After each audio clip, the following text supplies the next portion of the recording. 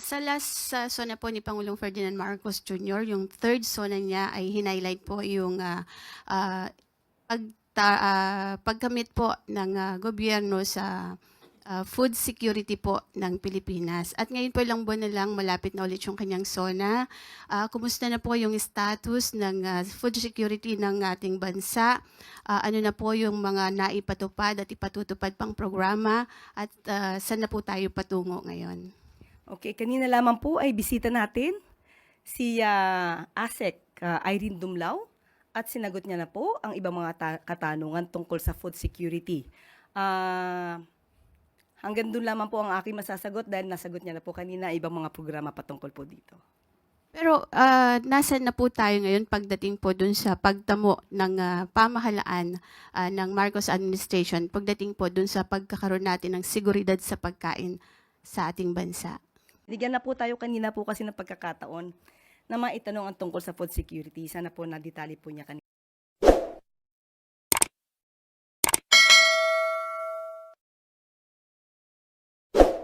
Magandang umaga. Good morning, Malacanang Press Corps. Welcome sa ating press briefing ngayong araw. Simulan natin sa magandang balita na dala ng administrasyon ni Pangulong Ferdinand R. Marcos Jr. sa bagong Pilipinas. Alinsunod sa pangako ni Pangulong Marcos Jr. na magbigay ng abot-kaya at dekalidad na pagkain, pumirma ng kasunduan ang Department of Agriculture at Philippine Postal Corporation or PhilPost para palawakin pa ang kadiwa ng Pangulo Program sa buong bansa. Sa ilalim ng kasunduan, titiyakin ng DA na ligtas at dekalidad ang mga produktong binebenta habang ang PhilPost naman ang magbibigay ng espasyo at kagamitan para sa maayos na operasyon ng mga tindahan. Ibig sabihin, mula sa 6 na post office na dati nang nag-host ng kadiwa pop-up stores, palalawakin na ito sa 67 post office sa Metro Manila at iba pang bahagi ng Luzon, Visayas at Mindanao. At inaasahang aabot pa sa 1,500 ang kadiwa stores sa buong bansa pagsapit ng 2028. Nakikita natin na malaking tulong ito hindi lang sa postal workers, kundi sa buong komunidad na nasasakupan ng mga post office.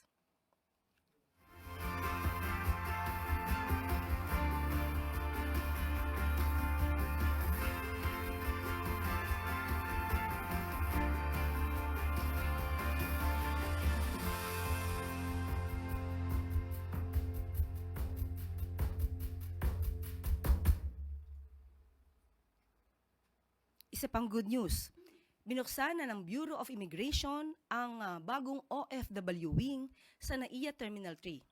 Ang nasabing wing ay para lang sa mga OFW para matiyak ang mabilis at mas epektibong immigration processing.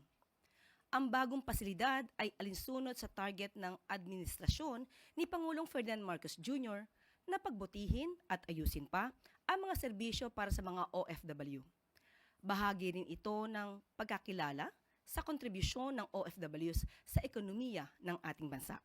Magandang balita para sa ating mga bagong bayani. Mayroon ng dedicated OFW wing sa NAIA Terminal 3. Mas mabilis, mas maayos na immigration processing, lalo na ngayong peak travel season. May dagdag na 6 counters at 12 immigration officers. Saludo ang pamahalaan sa inyong sakripisyo.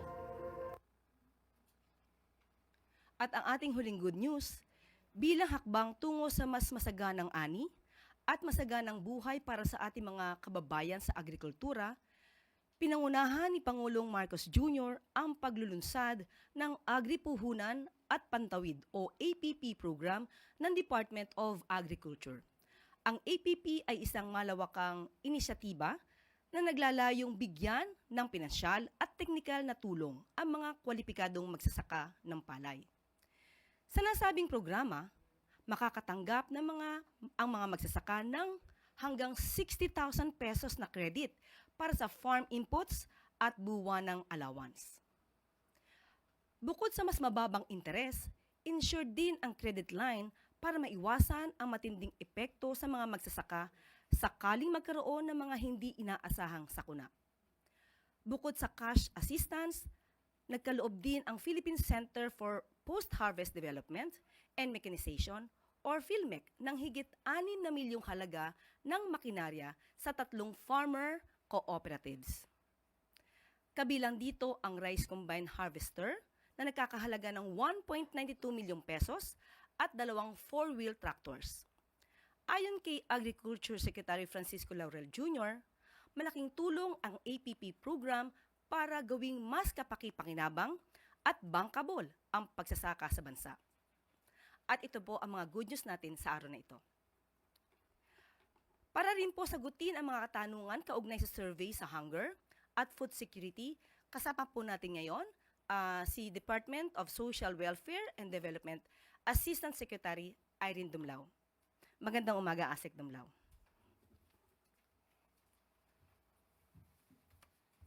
Magandang umaga po, Yusek Claire, and magandang umaga din po sa lahat ng mga kaibigan natin mula sa media.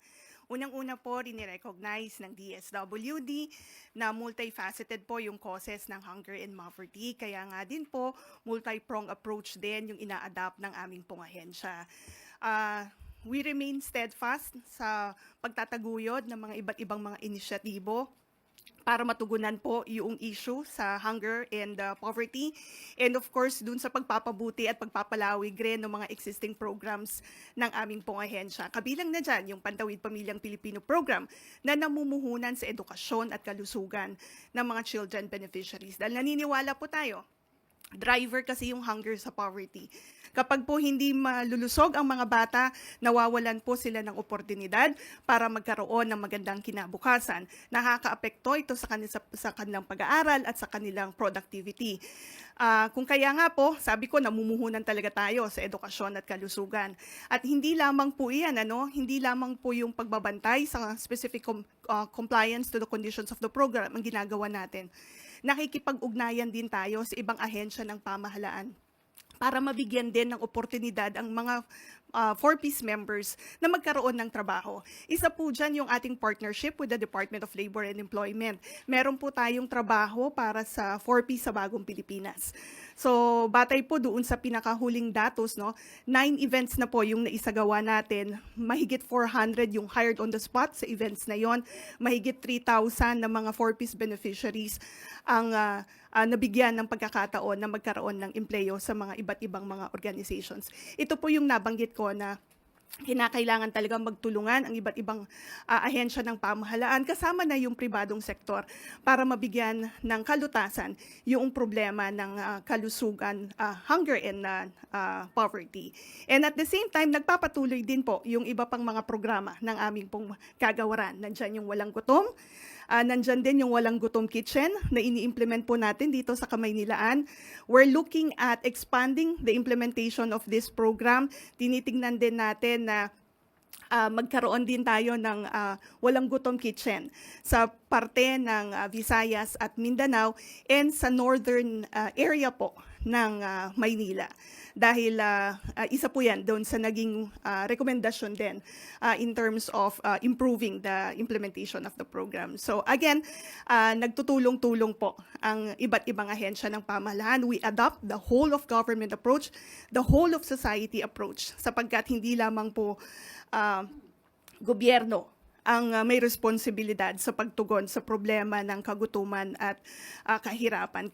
Kasama po natin ang pribadong sektor. At yan po ay naipakita sa mga iba't ibang mga programa na ipinapatupad natin. In fact, banggitin ko na rin po, doon sa i-digitalize nga natin yung registration, accreditation, and licensing ng mga social welfare and development agencies. We have a lot of good doers po na tumutulong sa department para makapag-provide tayo ng social welfare assistance to the poor, the vulnerable, and the marginalized. Thank you very much, Asek Dumlao. We now open the floor to questions related to poverty, hunger, and even food security. Maris Umali, GMA Integrated News. Good morning, ma'am. Ma'am, you mentioned a while ago multifaceted yung reasons kung bakit nararanasan natin yung kahirapan. Can you just at least mention to us what are the factors? Kasi these programs that you've mentioned, yung multi-pronged approach, have been done by the government for, I think, since it started, this administration. No? So, but still, ang lumalabas po kasi, from 26.4% in February, it soared to 35.6% in March. So medyo mataas po ito. No? And even the non-poor, it also rose slightly from 16.2% in February to 18.3% in March. So hindi na sila mahirap, pero yung hunger levels slightly increased pa rin po. So number one, what are the factors that contributed to this soaring of hunger? And you've already mentioned the approaches to respond to this. How soon are we expecting these numbers to go down? Maris, kung matatandaan mo, last year naglabas ang DEDA PSA na bumaba yung poverty incidence po sa ating pong bansa. Yan ang nagpapatunay na nag-gain ng traction yung mga programs and services na ipinapatupad po ng ating pamahalaan. Maraming mga factors kasi na nakakaapekto sa mga mahirap nating pamilya. Last year, nakita po natin 6 typhoons occurring in 3 weeks. At isa po yan sa mga kadahilanan kung bakit po bumababa yung level of well-being ng mga kababayan natin na mahihirap. Ngayon, ang ating pong pamahalaan ay hindi naman po natitigil sa pagbubuo ng mga interventions para hindi po lalong sumadsad sa kahirapan yung ating mga kababayan. Isa na nga po dyan yung nabanggit ko, no? Yung dun sa Pantawid Pamilyang Pilipino program na tinutulungan natin sila to recover from disasters and other shocks na nakakaapekto sa kanila. Meron din tayo yung assistance to individuals in crisis situation. Ito po yung mga interventions, yung mga social assistance na ibinabahagi natin because there are unwanted events o mga adverse shocks na nakakaapekto po sa mahirap na pamilya at kinakailangan na makaution natin yung impact po nito. Kaya ganito, may mga social safety nets din tayo na ipinapatupad. Inflation is another issue, no, na nakakaapekto rin po sa well-being ng ating mga kababayang mahirap. Kung kaya nga po meron din tayong ayuda para sa Kapos ang Kita program. Again, it's a social safety net that cushions the impact of rising inflation to individuals who are affected by rising inflation and whose income do not exceed or yung kinikita nila ay hindi nag-exceed dun sa statutory minimum wage. So again, I'd like to emphasize, Maris, na may mga iba't ibang kadahilanan kung bakit po bumababa yung level of well-being and bakit may mga pamilya na tingin nila nagugutom sila o naghihirap sila. But then again, ang mahalaga po para sa amin, merong mga iba't ibang mga interventions ang ating pong pamahalaan para makaution yung impact po nito at hindi po bumaba at ma-trap sa poverty yung ating mga kababayan. Okay, ma'am, just a follow-up. So, since we understand that it would take a while. Kakaiba ng context, di ba? Sa government, we make use of family and family income and expenditure survey. May annual study po na ginagawa dyan. Usually, yung mga survey na ginagawa ng ibang organizations, on a quarter lang po yan. And then, syempre, depende rin yun doon sa mga questions na tinatanong kasi doon sa mga respondents. While, of course, we recognize, we acknowledge ito pong mga pag-aaral na ito, tinitignan din natin at ibinabangga doon sa mga scientific studies na isinasagawa ng ating pong pamahalaan. As to timeline, sabi nga po ni Pangulong Marcos Jr., dapat maibaba natin ang poverty incidence to a single-digit percentage before the end of his term. DSWD is committed in contributing to that, to the attainment of that goal. At pinagsisikapan po namin para mas mapabilis pa yung pagbaba nitong poverty incidence sa ating bansa. Thank you, ma'am. Eden Santos, Net 25. Good morning po, ma'am. Wala po bang ginagawang assessment yung ahensya para makita po kung epektibo pa ba itong mga programang ito like TUPAD, 4Ps, AIX, AKAP, para po maiangat yung well-being, welfare ng ating mga kababayang mahihirap at para malaman din po or mapag-aralan ng ating ahensya na baka meron pang mas magandang programa na pwedeng makatulong pa po, no, na talagang matugunan yung kagutuman, yung kahirapan dito sa ating bansa. Kung Eden, kung babalikan natin yung 4Ps law, nakalagay doon na dapat an impact evaluation study should be conducted. In fact, meron po. Yung mga naunang taon, meron ng mga isinagawa na impact evaluation studies. And sa kasalukuyan, meron po tayong kinomission na pag-aaral para makita din natin, no, kung ano na ba yung naging epekto nung programa. Ba ASEC yung dagdagan yung 3,000 pesos na ibinibigay sa kanila para naman mas makaangat sila sa kanilang pamumuhay? Yes, isa po yan doon sa tinitignan, no, kung akma pa ba yung halaga na tinatanggap nila para ma-address yung pong gaps sa pamilya. Pia Gutierrez, ABS-CBN News. Ma'am, nabanggit niyo po na magkaiba po yung standards or yung metrics na ginamit dun sa survey compared to yung pang-measure po ng government, no? So, using po yung metrics na ginagamit po ng DSWD, where are we now in terms of our goal to eliminate hunger in the Philippines? Are we on target? At gaano po kalaki yung, kumbaga, yung difference po nung pinapakita sa survey at yung lumalabas po sa inyong mga pag-aaral? Pia, unang-una, it's the Philippine Statistics Authority, no, na kasama po natin sa pag-aaral. Yung sa pag-aaral na nabanggit ko, yung Family Income and Expenditure Survey, sila po ang nagsasagawa niyan.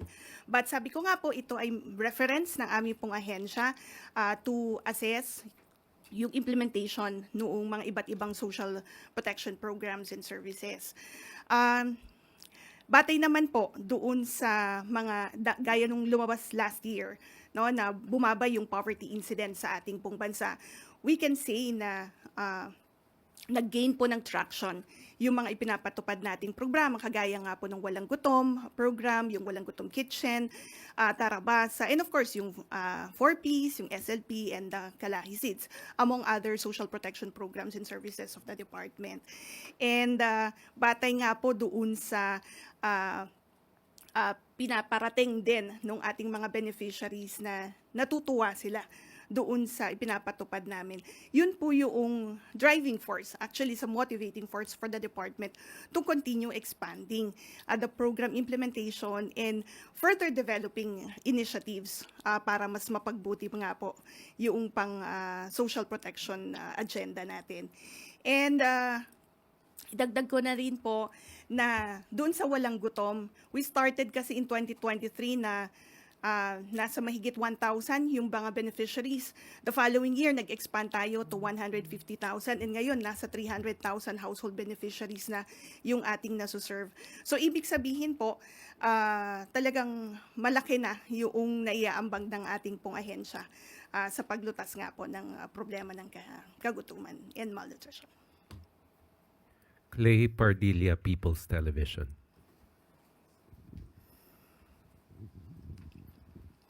Good morning po, ASEC. ASEC poverty and hunger rates have increased nga po. Pero po, kung titingnan yung PSA, nabawasan pa po yung inflation rate natin from Feb to March. Nadagdagan din po yung employment rate natin. Paano po natin nire-reconcile yung mga ganitong datos and how optimistic is the government na mababawasan po for the month of April? Now, in terms of optimism, optimistic po tayo na mas magi-improve pa po, no, yung condition nung in terms of improving yung or reducing poverty incidence in our country and reducing hunger incidence as well. Nakikita nga natin doon sa isinasagawa natin na trabaho para sa 4Ps sa Bagong Pilipinas. Gaya ng nabanggit ko earlier, marami po tayong mga na-i-register na merong mga bagong trabaho. So, I think that matches na rin yung lumalabas na percentage na bumababa yung bill ng mga unemployed. And gayon din po, makikita natin dun sa ating mga 4Ps beneficiaries, marami po sa kanila nakakapagtapos ng kanilang pag-aaral. And marami nga rin are acing licensure examinations. So sila po ay nabibigyan din ng pagkakataon na makapagtrabaho. Ganyan din sa Sustainable Livelihood Program because kinakapacitate din natin yung mga beneficiaries to either engage in thriving livelihood activities or makapaghanap ng trabaho. So yan po, nakikita natin, pag binabangga natin, yan ang nagpapatunay na maganda po yung mga inisyatibo ng ating pong pamahalaan. Sam Medenilia, Business Mirror. Good morning, ma'am. Kanina po na-mention po nila na parang may recommendation sa DSWD na parang expand yung program sa Northern Manila. Itatanong ko lang po kung ano pong organization or sino po yung nag-recommend na kung saan areas na dapat intensify yung anti-hunger measures. At saka meron po kayang list yung DSWD ng mga areas na makukonsider natin as hunger hotspots. Okay, batay po doon sa nabanggit ko na expansion ng Walang Gutom Kitchen. Yan po ay dahil pinag-aralan natin with our partners, particularly from the private sector, na dito rin po yung mataas ng bilang ng mga individual families and individual in street situations. Halimbawa doon sa Bangon, dahil isa rin po yan, BARM, I mean to say, meron rin kasi tayong programa doon, yung Bangon. Diyan din natin nakikita na magkaroon ng additional intervention para again ma-reduce yung hunger incident sa lugar po na yan. Bukod po dun, wala na pong iba pong parang priority areas yung DSWD para for its anti-hunger measures. Well, titingnan po natin doon sa lalabas na result noong pilot, nagkaroon kasi ng pag-aaral yung pilot implementation nung Walang Gutom Kitchen. So we're expecting na ma-finalize po iyan nitong buwan ng Abril. Kung ano pa yung karagdagang mga rekomendasyon, yun po yung ating pong i-consider doon sa scale up nito. Last na lang po, ina-mention po nila kanina na pinag-aaralan na itaas yung 3,000 pesos doon sa Pantawid Walang Gutom program. Ano po yung amount na kino-consider ng DSWD at saka saan factors po na i-consider para increase po yung amount ng 3,000? Currently, yan po ang pinag-aaralan ng ating pong partners na nagsasagawa ng pag-aaral. Hindi lamang po yung amount but then also the frequency of distributing the monthly food credits. Sa ngayon po, ma'am, wala pa pong proposed na amount. Wala pa kasi in each area may halaga po na pinag-aaralan. So hintayin po natin na lumabas yung study on that. Thank you po, ma'am. Leth Narciso, DZRH.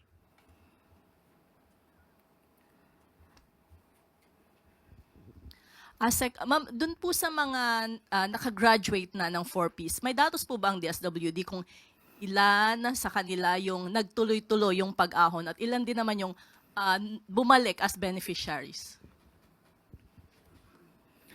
Okay, batay doon sa aming pinakahuling tala, nasa mahigit 700,000 household beneficiaries yung naka-reach ng level 3 o yung self-sufficiency level. Ibig pong sabihin, sila na po yung kaya na tumayo sa kanila pong mga paa. In fact, sila nga po yung mga nag-exit na mula sa ating programa. Ngayon po, ang DSWD in coordination with the local government units, tinitiyak nga po na hindi pumuling bumaba yung kanilang level of well-being. Kung kaya, kapag nagsasagawa tayo ng Pugay Tagumpay o yung graduation strategy for our 4Ps beneficiaries, pati po yung mga case folders nila ay tinuturn over natin sa LGUs para mabantayan po. And then make sure that, again, appropriate interventions are being given to them, especially that, as I've earlier mentioned, that there are shocks or unwanted events or crises that might affect the family. So kinakailangan po na we could promptly provide necessary support para, again, hindi po muling bumaba yung kanilang level of well-being. Any more questions related to food, security, hunger, or poverty? If there are none, thank you, Yusek Irene. Yusek Claire. Thank you very much, ASEC Irene Dumlao ng DSWD. So maaari na po nating i-excuse si ASEC Irene Dumlao. At handa na po tayong sagutin ang inyong mga katanungan. Sam Medenilia, Business Mirror. Good afternoon, ma'am. Tatanong ko lang po, ma'am, kung ano po yung update doon pagdating sa ginagawa na measures ng government sa reciprocal tariff with the US. Last week na-mention po ni Sir Go na parang plano niya magpunta sa US for negotiation. May date na po kaya kung kailan? Yes, Sam, ganito. Kanina nagkausap kami ni Secretary Go at sinabi niya ay wala pa pong update at patuloy pa rin po ang pakikipag-usap, ang pakikipag-negosasyon, especially with the ASEAN countries para po sa isang joint diplomatic outreach, harmonized messaging ng Asian countries. Ito yung, kumbaga, ine-emphasize yung diplomatic engagement rather than retaliation. At ang salitang galing po kay Secretary Go ay cooperation, not confrontation. So nasabi nga po niya na sila po ay biyahe papuntang US sa May at wala pa pong update kung kailan po. Bali, ma'am, yung sa May, yun po yung for the entire ASEAN delegation. Tayo lang po, yung Pilipinas po. Opo. Tapos last question na lang po, ma'am. Regarding po dun sa reciprocal tariff pa rin, na-mention po ng DTI tsaka DOF na isa sa parang magiging competitive edge ng Pilipinas yung 17% tariff niya compared dun sa other ASEAN countries. Recently, nag-impose po yung US ng parang deferment dun sa mataas na yun, tapos lahat na lang 10%. Paano po kaya magiging competitive pa rin yung Pilipinas kung yung other ASEAN countries, pantay-pantay na po tayo ng 10%? Yan po ang magiging mas magandang opportunity para sa local businesses natin na mas galingan pa nila ang kanilang mga produkto, ang kanilang mga serbisyo para sa paggawa ng mga produktong pwede nating i-export. Okay po. Thank you. Tina Maralit, Manila Times.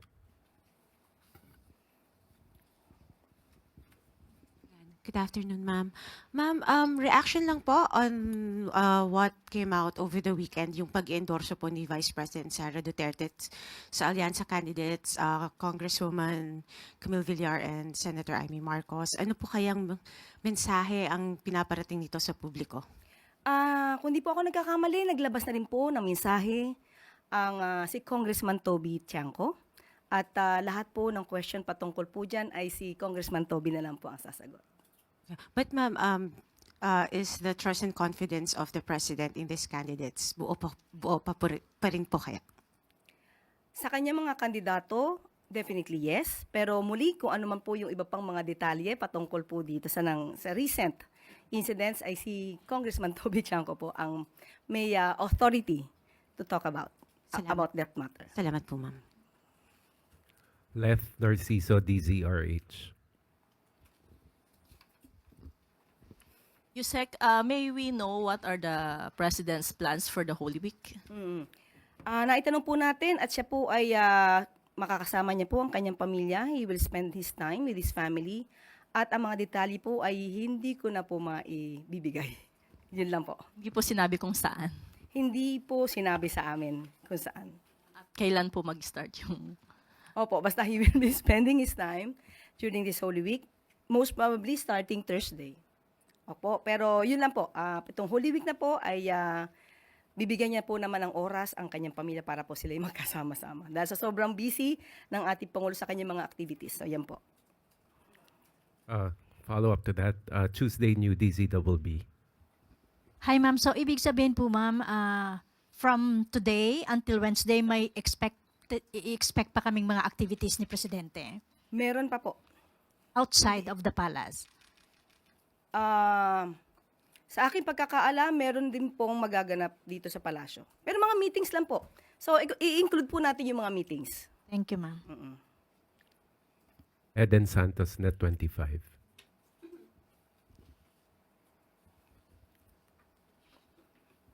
Good morning po, Yusek.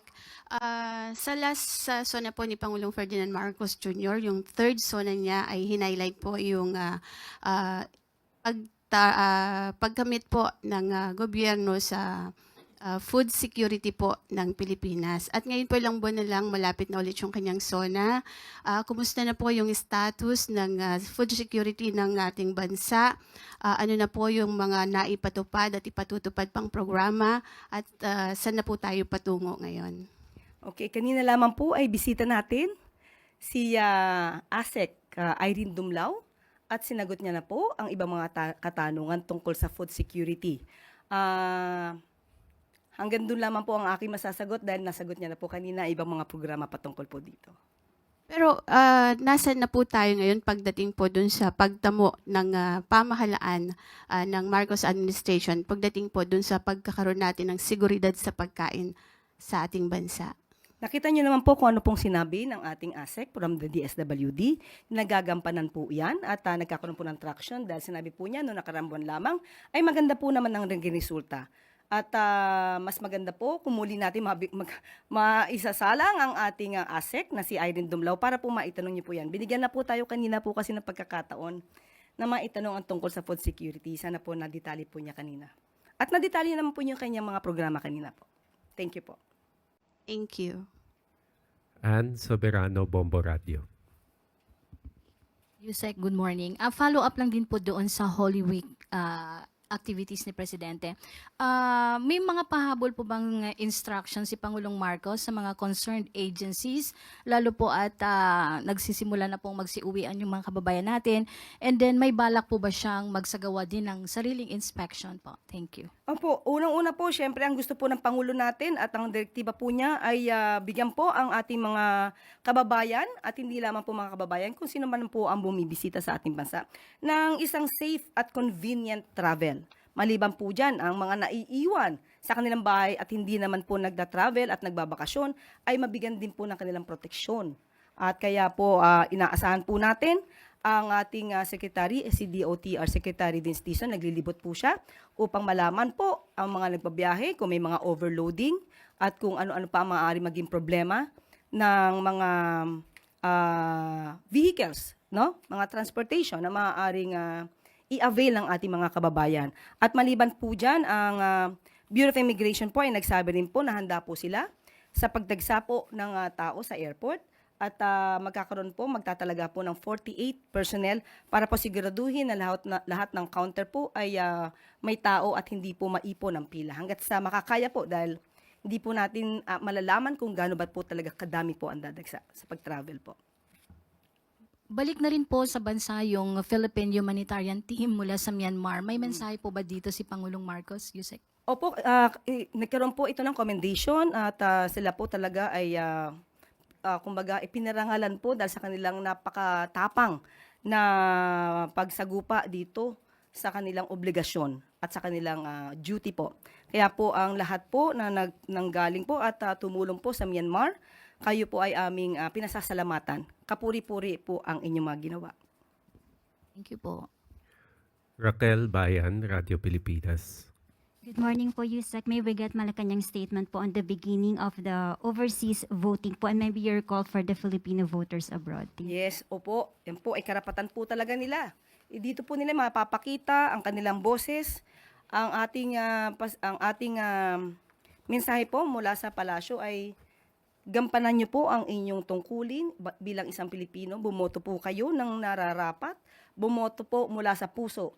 Huwag pong bumoto dahil lamang sa bulong o dahil kayo'y nabayaran, kundi iboto niyo po ang mga taong nararapat, yung maaasahan po natin, mga leader na hindi ibebenta ang bansa kahit sa anumang paraan, at mga leader na makabayan.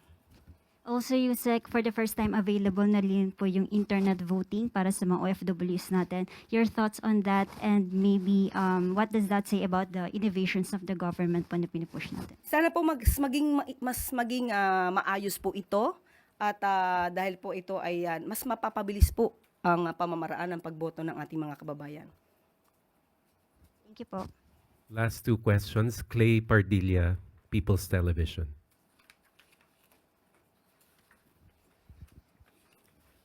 Good morning po, Yusek. Yusek, Senator Gatchalian expressed alarm over recent cases of bullying and students' deaths linked to violence, calling it a sign of crisis.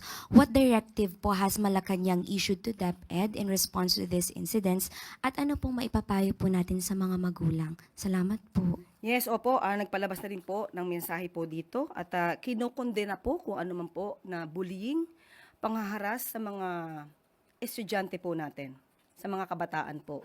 At kanina rin po nakausap po natin si ASEC Irene Dumlao. Sa mga ganito pong sitwasyon ay yung mga social worker po na naka-assign, pumunta na rin po sa mga schools na nabanggit, sa mga involved po ngayon, at tinulungan po sila agad. At sabi nga po natin, kahit po ang ating DepEd, nagkaroon na rin po ng pag-iimbestiga rito. Especially po yung tungkol sa nangyari sa Las Piñas. Kinausap na po ang principal po dito at ang SDO. So hinihintay na lang po natin ng ibang mga detalye po. At ginawa na po talaga agad ng agarang aksyon ito ng pamahalaan sa pamamagitan din po ng direktiba ng ating Pangulo. And finally, Daryl Esguerra, Philippine News Agency. Good morning, Yusek. Ma'am, can we just get an explanation lang po kung bakit na-veto ni Pangulo yung proposed amendments on the revised Baguio City Charter? Okay, banggitin ko na lang po ang kanyang mensahe. And I quote, bibigyan ko po kayo maya-maya lamang po. Sinabi po niya dito na, I am constrained to veto the bill as it is inconsistent with law and jurisprudence, and it may endanger or prejudice the authority previously granted to the BCDA. So kinikilala po ng Pangulo ang karapatan at authority ng BCDA patungkol po dito.